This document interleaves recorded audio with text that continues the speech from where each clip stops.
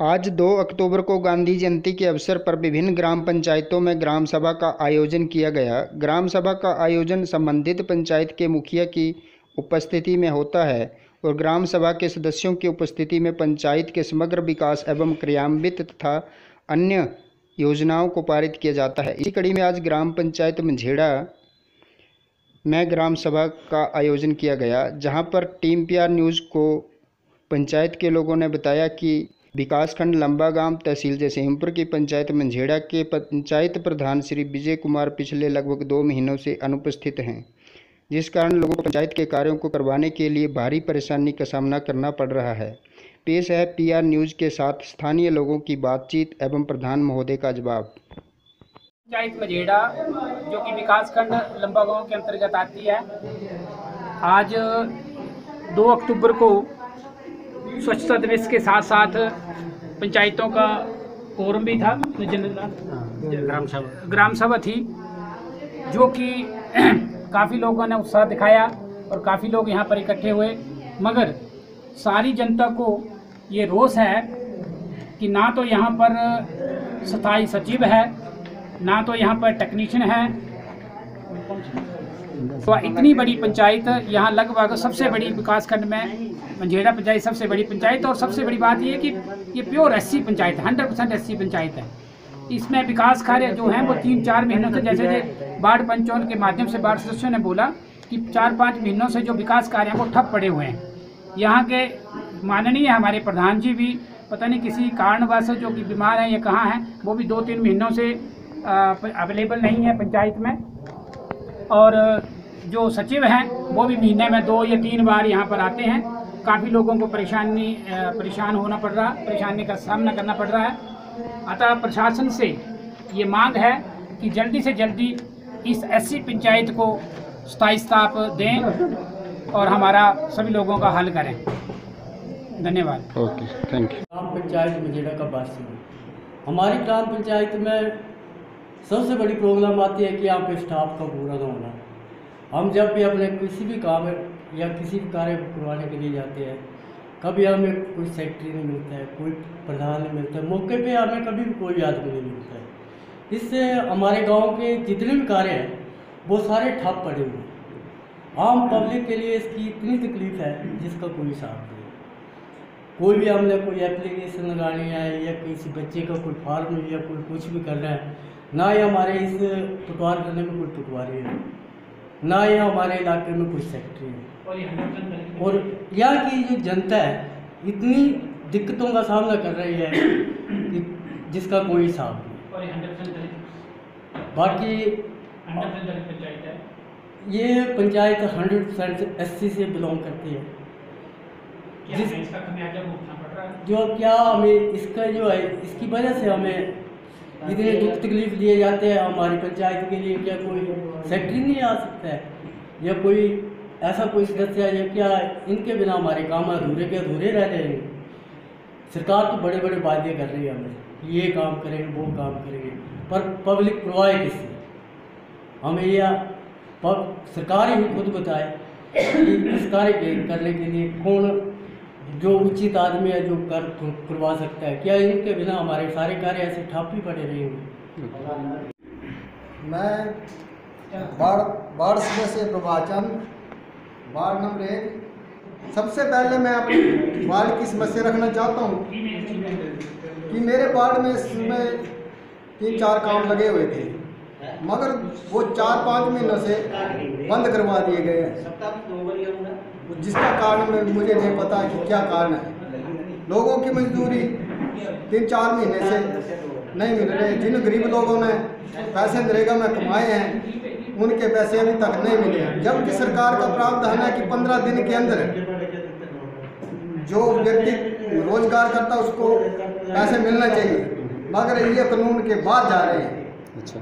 उसके बाद हमारी पंचायत में जो काम लगे थे उसका समिट 1 साल से हमें बिल्कुल नहीं मिल रहा है, जिसके कारण लोगों की ज़मीनें बह रही हैं, लोगों के मकान बह रहे हैं, और जो काम पर लगाए गए थे वो सभी बह रहे हैं। उस पर रखा हुआ मटेरियल जो था वो भारी वर्षा से बह गया। उसकी भरपाई कौन करेगा? उसका जिम्मेवार कौन होगा? कल और इससे बाद जब असेसमेंट कर दी जा असेसमेंट करने के लिए तकनीकी साइज आएंगे तो वो वार्ड पंच के ऊपर इसका बजट डालेंगे कि हमें असेसमेंट पूरी चाहिए। जब हम काम लगाते हैं तो हमारे कोई भी पंचायत के कर्मचारी वहाँ पर मौके पर नहीं पहुँचते, और जब हम करवा कर उसको ख़त्म कर देते हैं तो हमें वो आकर हमें कानून बताने के लिए हमें धमकाते हैं। इसके अलावा मैं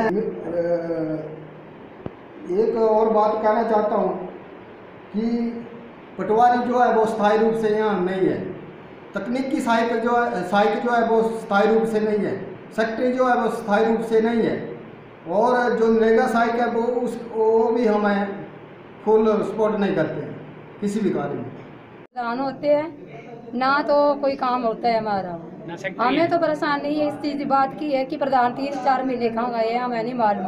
वो बोल रहे हैं कि हम बीमार हैं, लेकिन बीमार तो हैं, कई कारण ऐसे हैं कि लोगों को परेशान कर रहे हैं, फ़ोनों में परेशान कर रहे हैं। मैं बात कर रही हूँ, हमें फ़ोन करते हैं, 4-5 बार फ़ोन किया, गाल गलौज की है, मैंने थाने में भी की है, लेकिन मेरी कार्रवाई नहीं हुई है। मैं उस कारण इस ग्राम सभा में हाजिर हूँ। ऐसी ऐसी गाने करते हैं, रान इसलिए बनाते हैं, बारिश इसलिए बनाते हैं, बार बार इसलिए बनाते हैं कि हमें समझाएं। जो खुद प्रधान गाने निकालता है वो किस चीज़ का प्रधान बना हुआ है? गालियाँ क्यों निकाली? वो बोलते हैं कि मेरा घर उजाड़ दिया है। मैंने उसका घर किस लिए उजाड़ा है वो मुझे। आपका नाम क्या है? सरोज देवी। घर कहाँ है? द्रुमका। अच्छा। मैं उसकी आलोच कराई है थाने में। अच्छा। वो भी मुझे जवाब नहीं मिला उसका। अच्छा। तो मैं ये जानना चाहती हूँ उससे कि मैंने उसका घर किस कारण उजाड़ा है। पहले तो मेरे को ये प्रॉब्लम है, तभी तो मैं इस ग्राम सभा में आई हूँ। अच्छा। मैंने पहले ये बात नहीं कही थी, और मैं थाने में और बैनाथ में और थाना में और वीडियो में भी जिस पर रिपोर्ट की है उसकी। ठीक। हमें परेशान कर रहा है, वो लोगों को भी परेशान कर रहा है। वो बीमार है, इसका तो हमें लिख के देना कि बीमार है, कहाँ बड़ा है वो बीमार। लोग बोलते नहीं है ना, लोग चुप रह गए, सुन रहे हैं इनकी बातें। बस यही बोलना चाहती हूँ। प्रधान श्री प्यारचंद, आपसे अनुरोध करता हूँ कि यहाँ की जनता जो है बहुत मुसीबतों का सामना कर रही है, क्योंकि मौके पर ना तो प्रधान है, लगभग यहाँ जो है 1.5 महीने से जो प्रधान बीच में एक बार आए थे, परंतु कार्य जो है पूर्ण रूप से नहीं हो पा रहे, और पंचायत सचिव सप्ताह में लगभग 2 दिन आते हैं। तो इस कारण लोगों को परिस्थितियों का सामना करना पड़ रहा है, उनको कठिनाई आती है। जब भी यह पंचायत घर में आते हैं तो या पंचायत घर बंद पड़ा होता है, या फिर क्योंकि कोई भी कर्मचारी यहाँ जो है मूल रूप से पूरे सप्ताह में नहीं मिलता है कि लगातार यहाँ काम हो सके। तो इसलिए मेरी खंड विकास अधिकारी व प्रशासन से विनती है कि हमें कर्मचारी दिए जाएं, और इस पंचायत के कार्य जो है विकास कार्य रुके हुए हैं उनको सुचारू रूप से चलाया जा सके। तो इसी के साथ मैं आपका धन्यवाद करता हूँ। मैं प्रतापचंद, पंचायत समिति सदस्य मझेड़ा पदगो, विकासखंड नंबर 2। आज हमारी ग्राम पंचायत मझेड़ा में ग्राम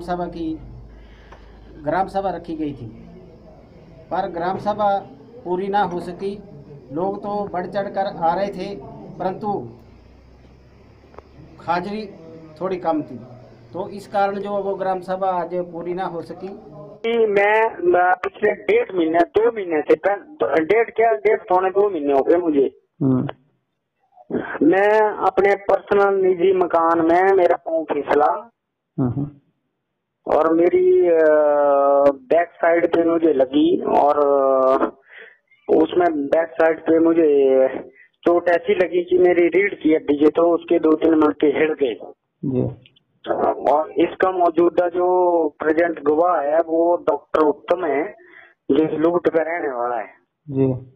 वो 2-3 दिन मेरे पास, मैं सुबह उसको 2:30-3 बजे बुलाता रहा। जब वो आया, उसने इंजेक्शन लिया, थोड़ा सा मेरे को रिलीफ मिला जी।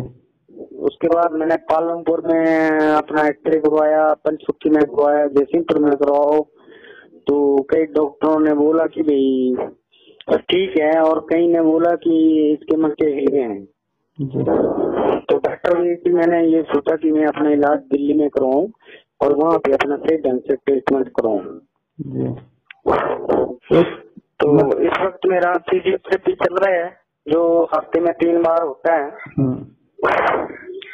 और फिजियोथेरेपी से थोड़ा सा मुझे आराम मिल रहा है और मुझे सोने में बहुत ज्यादा तकलीफ हो रही है, और अभी भी हो रही है और पहले भी होती थी, लेकिन आप पहले से थोड़ा सा आराम है जी। तो इसके अलावा भैया मैं आपको क्या और अपने बारे में स्टेटमेंट दूं रविंद्र भाई? अच्छा, मतलब कितने दिनों में लगभग रिकवर होने की संभावना? एक्चुअली मेरे को लगभग 6 महीने का टाइम दिया डॉक्टर ने जी, जिसमें फिजियोथेरेपी अभी तो हफ्ते में 3 बार हो रही है।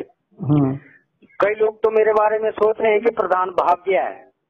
नहीं एक्चुअली छोड़ के भाग गया है। नहीं, इसकी मतलब कोई रिटर्न इन्फॉर्मेशन दी है आपने खंड विकास? मैंने सेक्रेटरी को दी है।